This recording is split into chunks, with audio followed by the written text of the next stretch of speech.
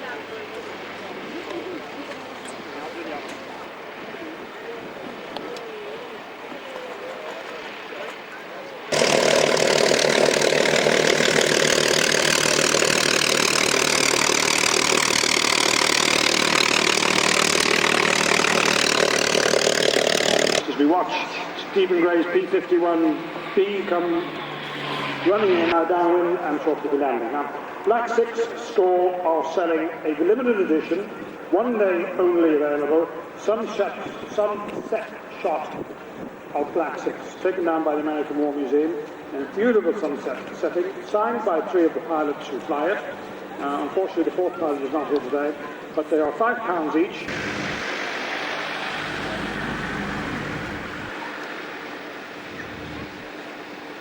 And a marker in the electric bell on the movie of that name.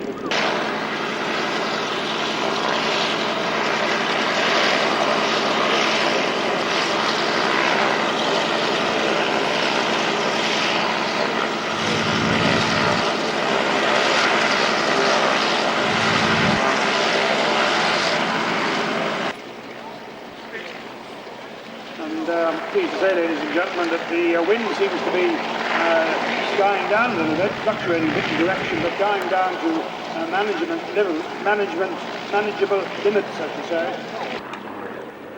Thank you, Graham. It's a very worthwhile charity to support. Please go along and support them. One or two other public announcements while we're doing those. The Spitfire Society are present here today. The Dean is just doing a little bit of crew training, because on Monday it goes into the hangar and it will not emerge again much before the end of March. For the Aircraft Restoration Company to work their magic with it and get it a full permit for flying for next year. Quite extraordinary. Now he's landing right into wind towards the crowd. Don't be concerned, ladies and gentlemen, he has got a very short landing roll, and he's down, safely down. I do believe that that is the Stratton and Lysander, because of the fact that it is not, in fact, in radio contact with us. But I'll keep you informed.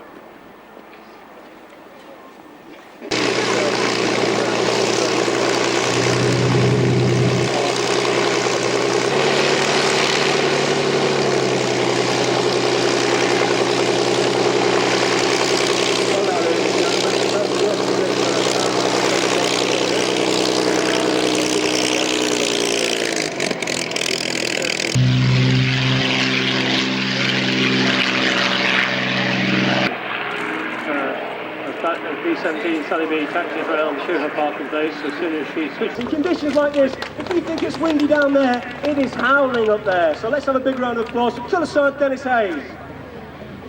Keep looking towards the arena now as the members come into land. Here we have a CRW formation. In conditions like today, it's not really advisable to do CRW, so they're splitting it early. They're not going to land the formation because it is very, very windy up there today. Here we have Corporal Vern Mills flying the Union Jack flag underneath the bottom of that formation. It's just split. And here we come with the Union Jack canopy and the regimental flag. Come on, ladies and gentlemen, let's have a big round of applause. They make it look a lot easier than it actually is. They want to hear your appreciation. And there we go, as the last man touches down. Excellent, well done. Okay, now you can see the team are removing the parachute equipment and donning the maroon beret of the parachute regiment.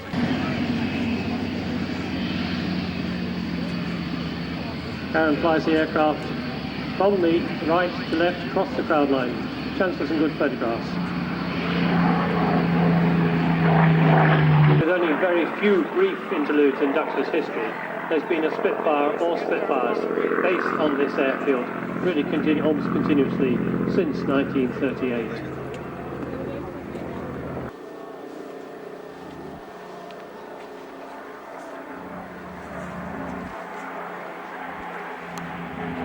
A touch and go decision to go with that crosswind, and big hand for her when she taxis in, ladies and gentlemen.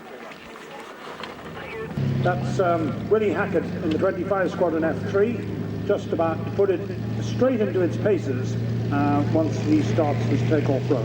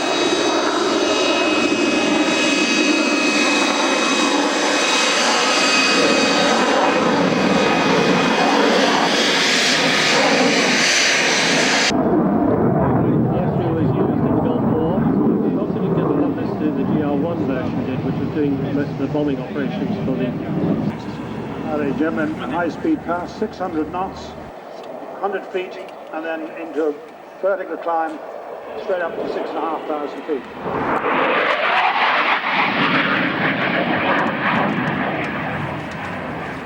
I'm getting at David about navigators, as that was his role on cameras at one stage before he saw the light and went to air traffic control instead.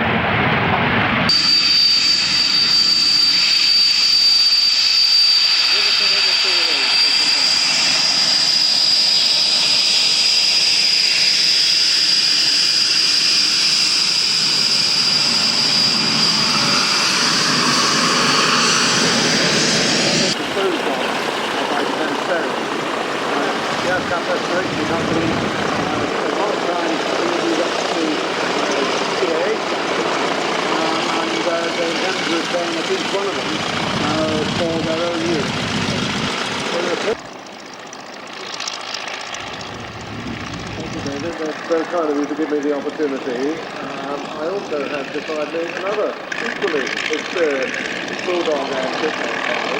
But the altitude stop is some 18G, and that was a formation change as Brian rolls inverted, John sliding into mirror formation immediately underneath him. We are the only team to loop 2 aircraft, do a complete loop with 2 aircraft in mirror formation. There's a good reason for that, the separation during this manoeuvre. John pulling out underneath him. Now, John's actually trying to aim at the boss's tailplane there. Brian will be pulling up to start his solo part of the display while John moves away from us. And Brian's beginning with the torque roll. Now, the aircraft hanging on the propeller. The only thing keeping the aircraft rolling here is the torque from the propeller. The propeller creates a spiral of air back down the fuselage, and that's... The machine you see is an S1. It has 4 ailerons, 2 on the top wing, 2 on the lower wing, which gives it a very impressive roll rate. But ubiquitously, all the aircraft of this type are normally called Stearman. In strictly, they're probably Boeing Stearman aircraft. They, unfortunately, don't actually own them. The aircraft are loaned to them from other people. They're all based, the aircraft are all based at Johnson Norway. The master glass airfield in North Yorkshire. Johnson is now going to be an army base. One of the others is owned by Martin Store.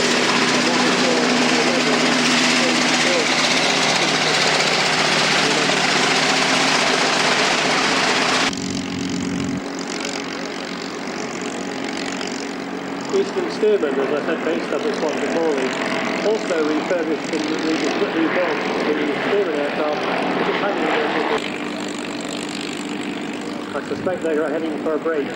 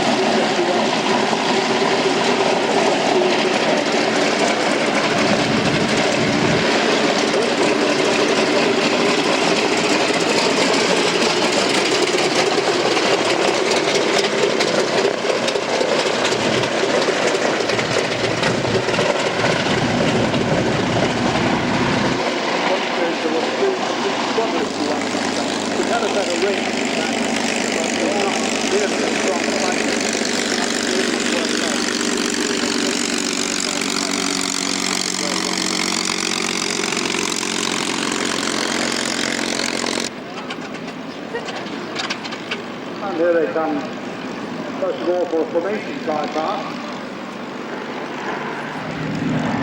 Mr. Yasser, very fat, getting on his transport down to his Tiger Mark. So that's something to look forward to. There goes the right-hander on a full-speed fly past.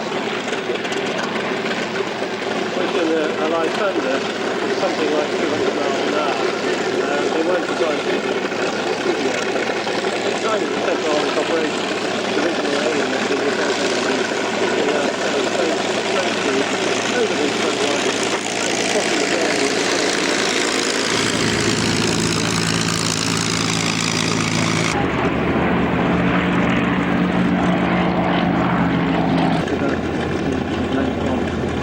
Exactly 425 would be military equipment being put in on top of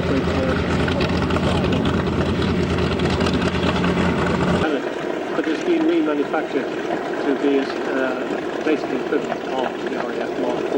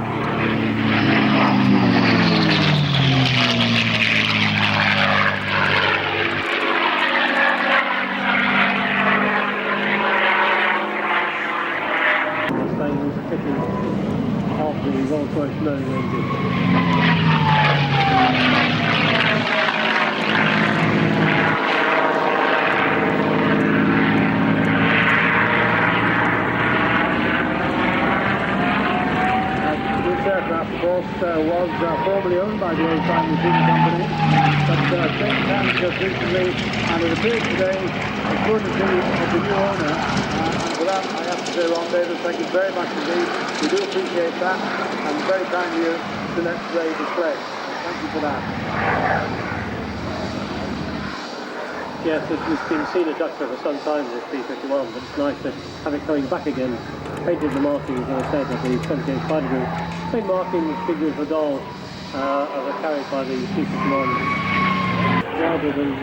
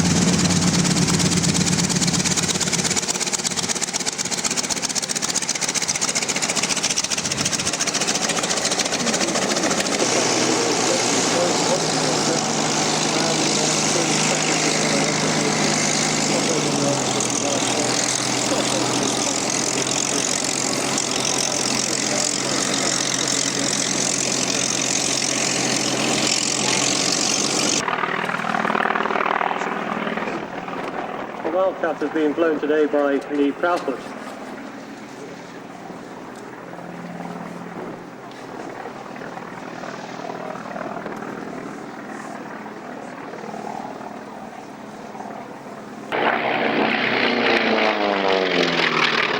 After France had fallen, so the fleet arm took these aircraft with gratitude. As I said, they called them Mark Mark 1, and they first equipped number 804 squadron.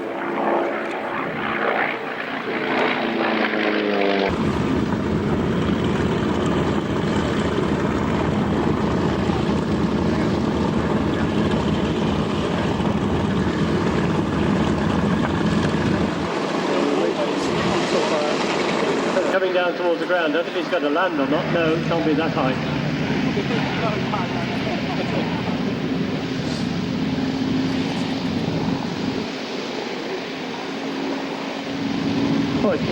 Oh, pull up. Yes. Oh, he has to. I'm not sure how much Mr. Veritas has blown the Tiger off the floor, but he seems to be performing in a most unusual manner. Oh, no. He seems to be, yes, is he coming round to land? No, he's still going away from us at the moment. Apparently from the notes we had his last published flight off, just a couple of flight mistakes in 1997.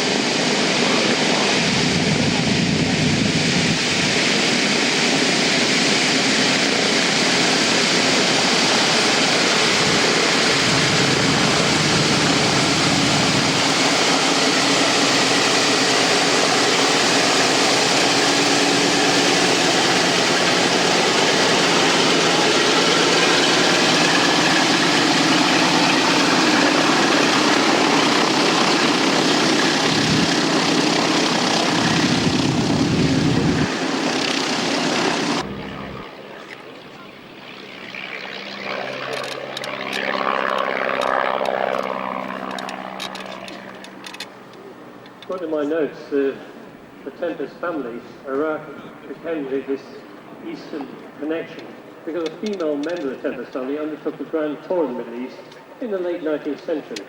And she was swept off her feet by a dashing sheikh from the desert, got married and started a family, which 40 years later resulted in Yasser and very fat spurs.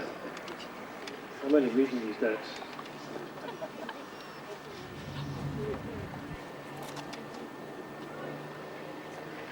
I think he's trying to land again. I think he's trying to land. Yes, he's definitely landing. Yes, he's landed.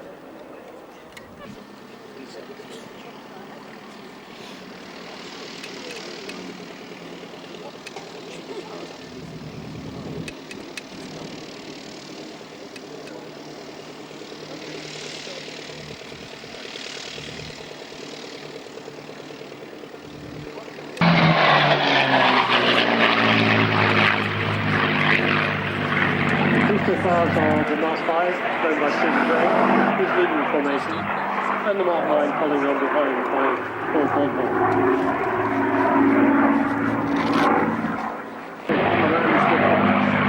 Those are all the Spitfires before the Mark 5. You had the Mark 1A, the Mark 2 of the Duxford Memorial Flight, and then there are an increasing number of Mark 5s. We've got 2 Mark 5s here at Duxford at the moment, which will be celebrating the 60th anniversary of the Spitfire entering service into the RAF, which of course it did here at Duxford.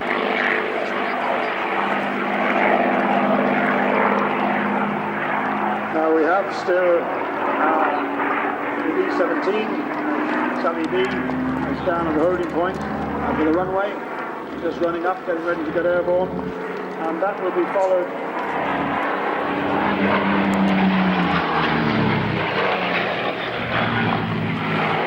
by one more Spitfire, the Mark 5 down the ground, which is currently just parked on the grass there in front of the Shackleton, and also the Messerschmitt 109, which we are hoping very much will get airborne. We're going to start her up, we're going to taxi out, the pilot's going to have a look at the crosswind and then make a judgment as to whether or not he will in fact fly. But the pilot will make that assessment, John Allison will make that assessment.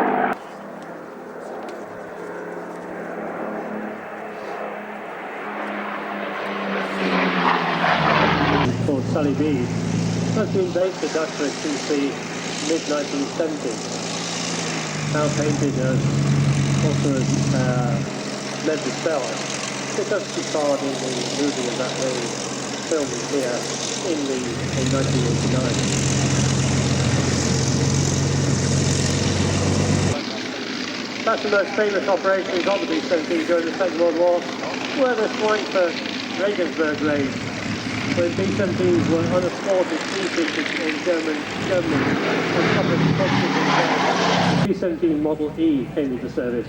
This featured a tail turret for the first time, power turrets in 2 other positions, and early deliveries of the B-17E delivered to the 8th Air Force in July 1942.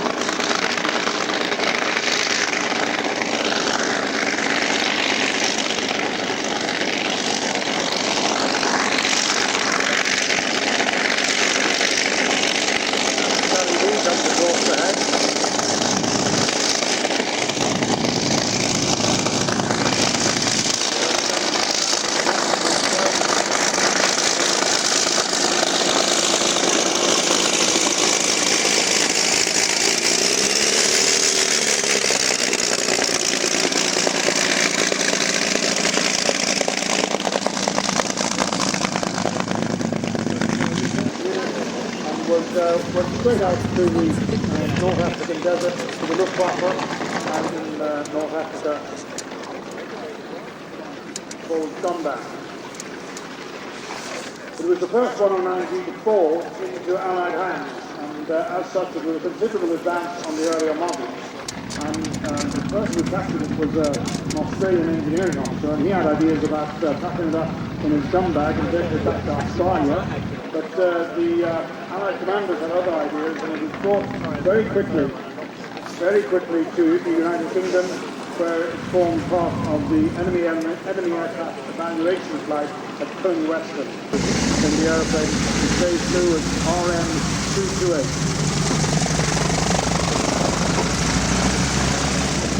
Well, we've taken that to have a look at that then, and Dave LeBenz will say it all.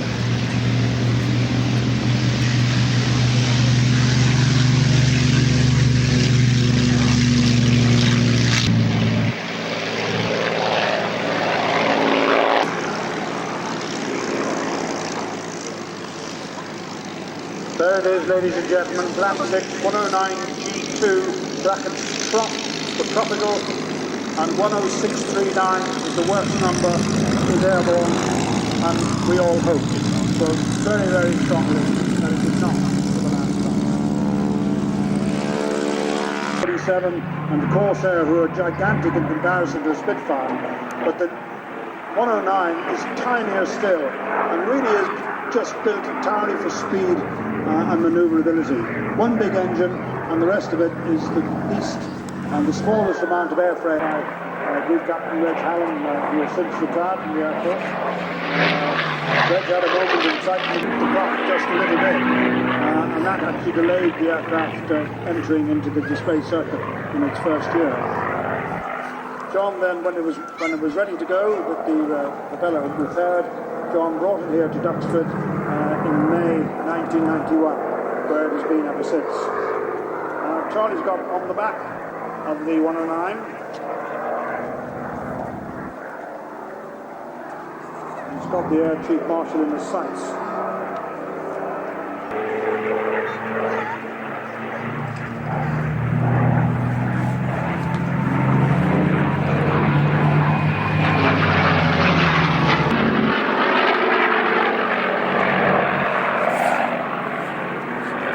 The north, and John Allison will bring the 109 back for a few final passes.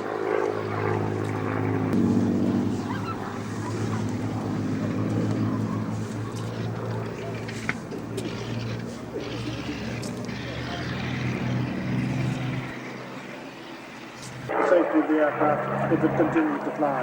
I can definitely tell you that that is not the case.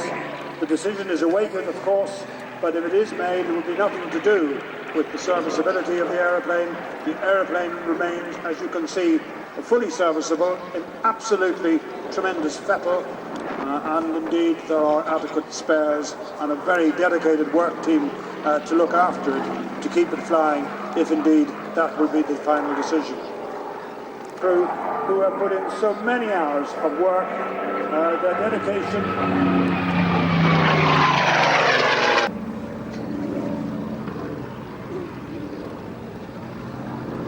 John Allison put the 109 through its paces, so the students.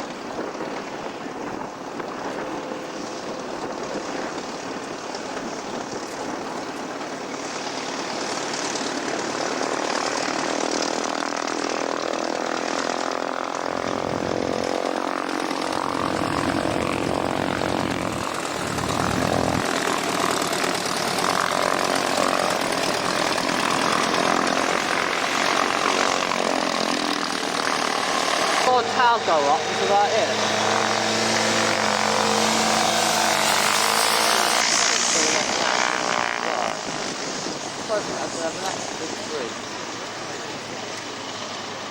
Hopefully this is bad, I saw the cow come up. You have a safe, suitable journey home. Thank you very much. That's rude.